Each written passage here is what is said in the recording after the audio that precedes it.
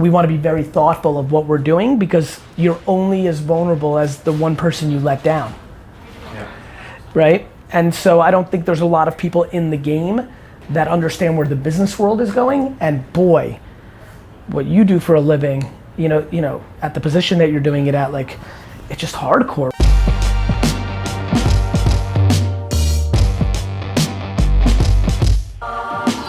Yo, what up, vlog? Location, just like I'm sitting here right now in the Sydney, Australia airport. And the way I've been thinking about business down here is whether it's from modeling or surfing or footy kind of culture, when you understand the framework that you're playing in, you have a much better chance of succeeding. In this little chat I had with a first round pick of the New York Mets, I was really trying to articulate to him and his family, but really him, if you watch it carefully, even though I'm not directly addressing him, that you need to squeeze your moment. I'm yelling at all of you for squeezing this Facebook ads, Instagram influencers moment the way I didn't as much as I wanted to with Google back in 2002, because it's a moment in time. If you're an athlete and you're lucky enough to be drafted in New York fucking City, you need to fucking work.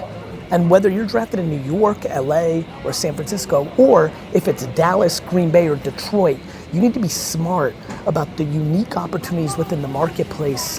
The framework of this conversation is take advantage of your surroundings. If you're going to UCLA or USC this year, take advantage of that environment. If you're going to Duke or North Carolina, understand and take advantage of that. If you're going to travel through Europe, understand the room you're playing in and the advantages, the fruits that you could pick from. You'll see that in this interview. Well, thanks for reaching out, and I've been looking forward to getting together. Yeah, no, I've been very impressed from what I've seen. Very impressed with what you're doing. Thank you.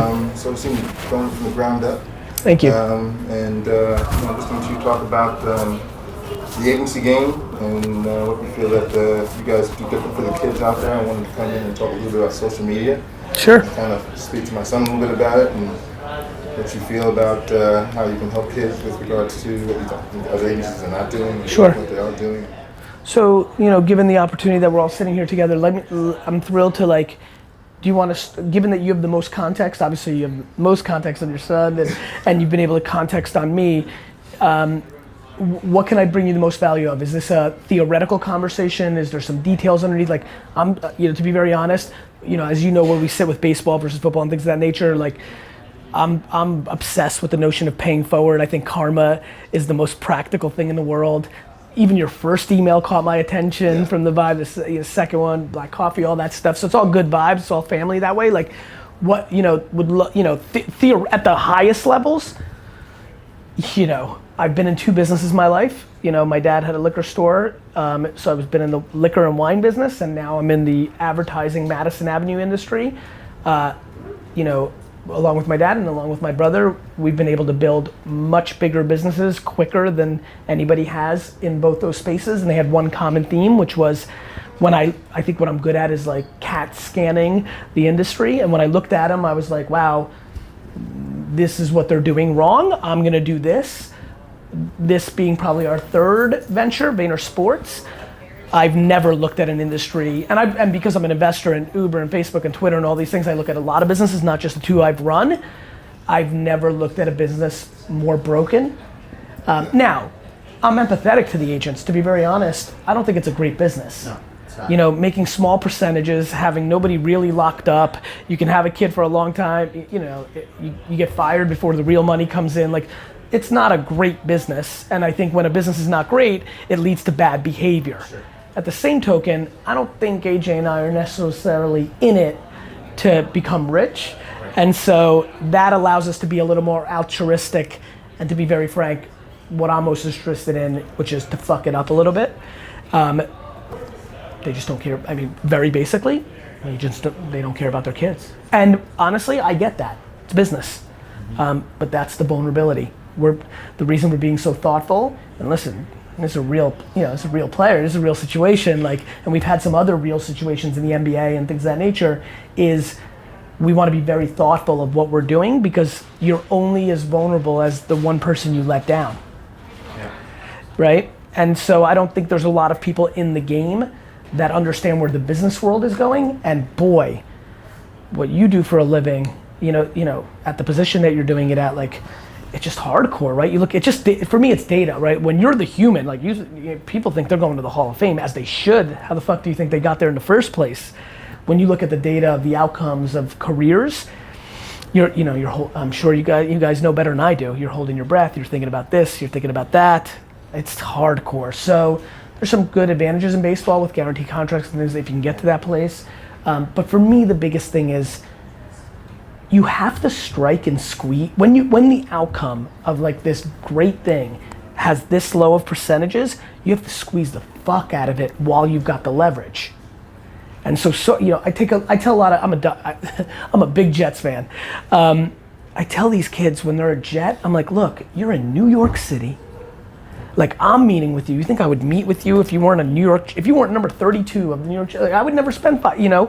And these kids don't. I think of Dexter McDougal. I think about all these kids. Like, while you're when you're a draft pick of that team, like the amount of people that are like ruling the world, especially New York, that are diehard Met fans, that really give a shit right now and may not. Listen, I'm an old-time baseball card collector. Brian Taylor was the first pick overall of the New York Yankees, and we all cared. I remember. I'm a diehard Yankees fan. Trust me, it hurts my heart that he got drafted. Did you grow up a Yankee fan? I love it. I get it. But it's still great that he's here, man. It's the best.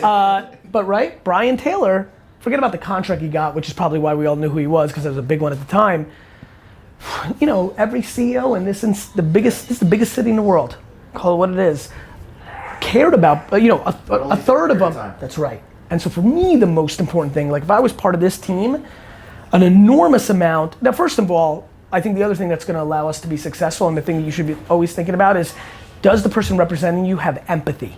And why I think about empathy so much in this business is my strategy would be like, hey, my man, we need to meet everybody who gives a shit about the Mets that matters in New York, that can put you on, whether that's advice, whether that's getting you business opportunities, whether that's writing you a $50,000 check when you're probably worth $1,500 as a face of a marketing campaign because they can afford it and they love the fucking Mets. Let's do that. On the flip side, the reason I said empathy is if he's like, man, I'm just working on this third pitch.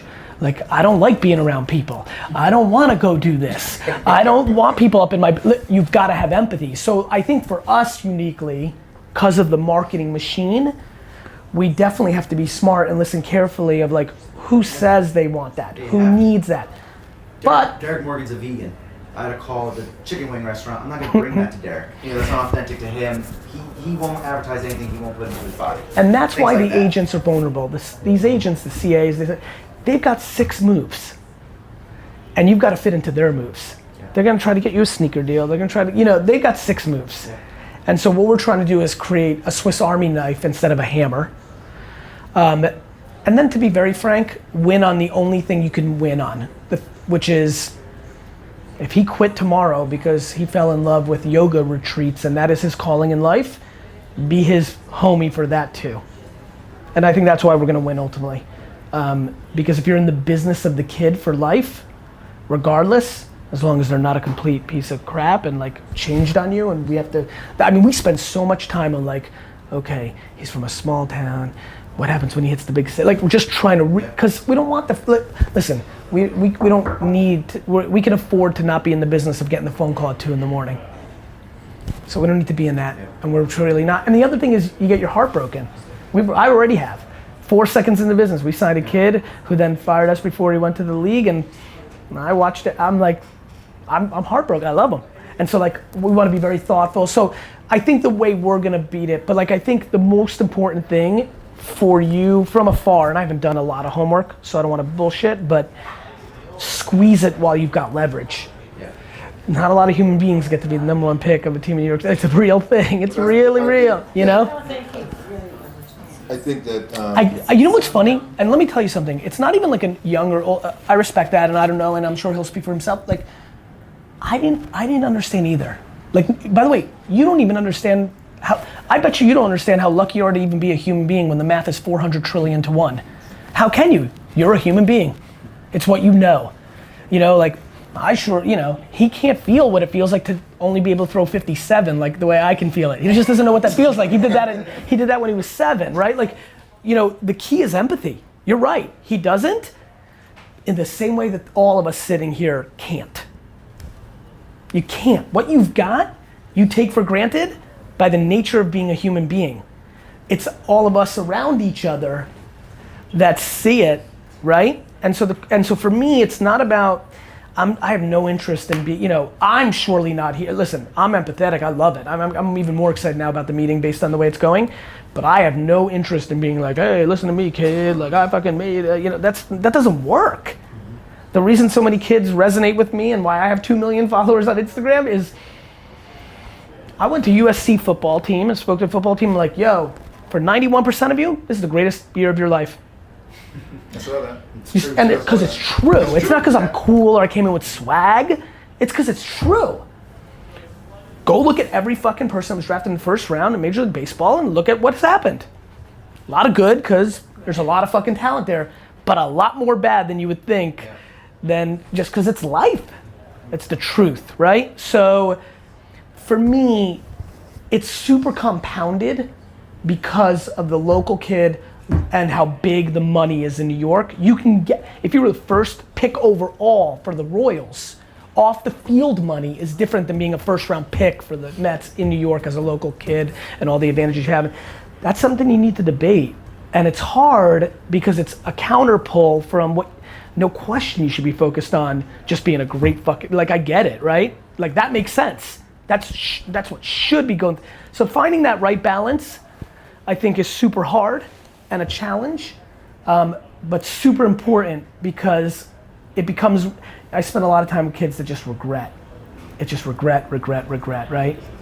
And it's, sports is fucking, you know, I grew up probably like a lot of people, which is like, fuck man, I was real sad around 3rd or 4th grade when I realized it wasn't gonna happen. You know, we all grew up wanting to do what you do.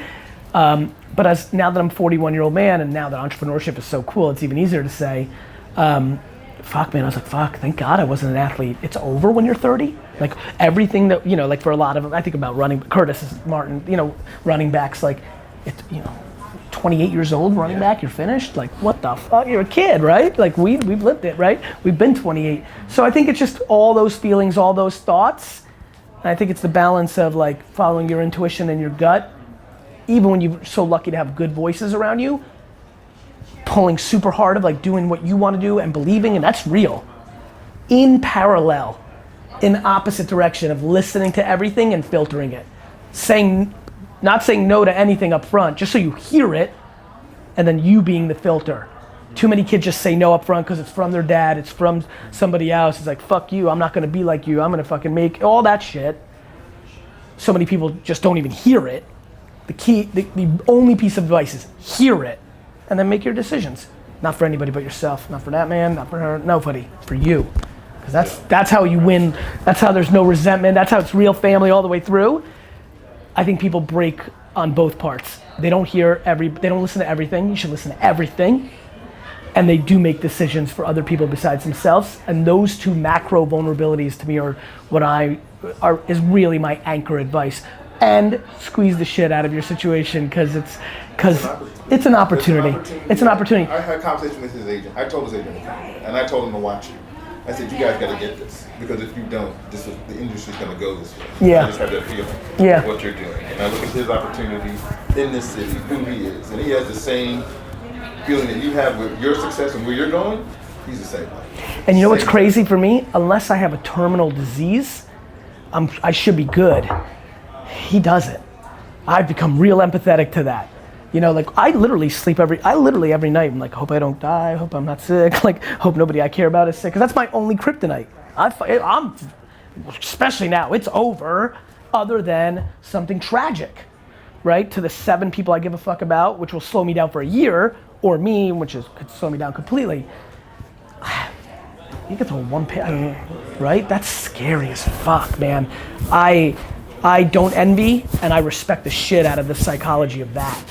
Which then creates even a greater sense of urgency for me of like, hey, be thoughtful of how you want to do this. At the same token, putting your face up, putting yourself out there and doing things, that's a DNA thing. Not everybody's an extrovert. Not everybody likes it. Not everybody wants to sell out. Yeah. You know, like, Big aspect between you and I, right? I don't want to go on stage or anything like that, so DNA matters too. and when you force kids, so I think it's being thoughtful. My big thing is reverse engineering. Dissect the shit, like for, you know, if we start a baseball division, he was first, dissect the shit, like have real talk, be like, I don't want you to do shit. I just want to deliver on what you want me to do. And if you want to get a deal with, you know, Kit, the brand, versus this, or if you want to fucking, you tell me you want to do a deal with Bape because you think it's cool, great, let's reverse engineer it. And you don't, if it's just money and you don't give a shit about which bottled water, it's just money, which I have empathy for. I would do that with things that I don't care about, that I'm not against. You may not drink alcohol, and there's rules and all that, but you may not drink bottled water and you don't want to do it because that's how you roll, mazel tov.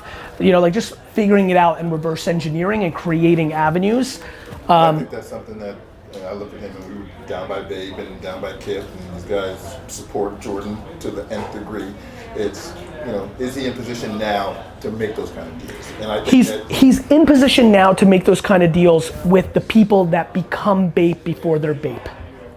right. I think he is. I think if you're a New York, I mean, again, I'm making way too many assumptions just on the clothes he's wearing and the vibe. Like, yes, I think there are deals. We've already quickly made a name for ourselves for getting dollars in places that people don't think they are, whether off of my equity or just being strategically smart. You know, 5 minutes. Can't. Gotta go. We're hurting. Fuck. Okay. 2 minutes.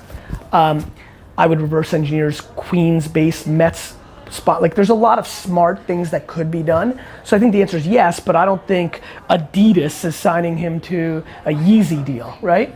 So, like, you know, it's just being realistic, finding interests, and it's all about finding opportunities. It's finding startups that are sitting with more money than they know what to do with, and trying to make a name for themselves in New York, and then compelling them to understand that this is the guy. And then it's finding the right partners. We're producing content for Postmates and things of that nature, and AJ can walk you through a little bit more. And I know that you gotta go too. So, but like, keep putting pressure on them to think about it this way. But the answer is, whether it's too early or too not, you don't get unless you ask.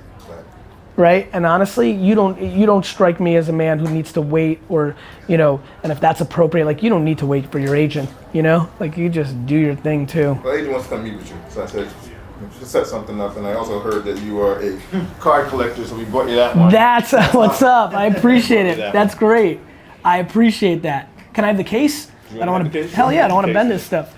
Ultra Pro's still around? Jesus Christ. This is how I started my business. Listen, we have a lot of conversations about a lot of things. Always talk. I didn't take this meeting just for kicks and giggles. I really wanted to meet and say hello and say what's up and like see where the paths lead. Feel free to reach out ad hoc anytime. You got it. And I will meet that guy. Okay. You know, feel free to set that up. Okay. And I wish you success. Thank you. Yeah. Thank you, Oh, man. appreciate it. Good luck to you. Thank you. Yeah, good luck. Such a pleasure. Hope you guys enjoy it. Fun fact, coffee in Australia is just fucking good. I'll see you soon. Leave a comment. Please leave me a comment of your favorite young athlete. That's what I want to see in the YouTube comments. Let's make this a little more interactive, a little more fun. Thank you so much for watching the fucking vlog.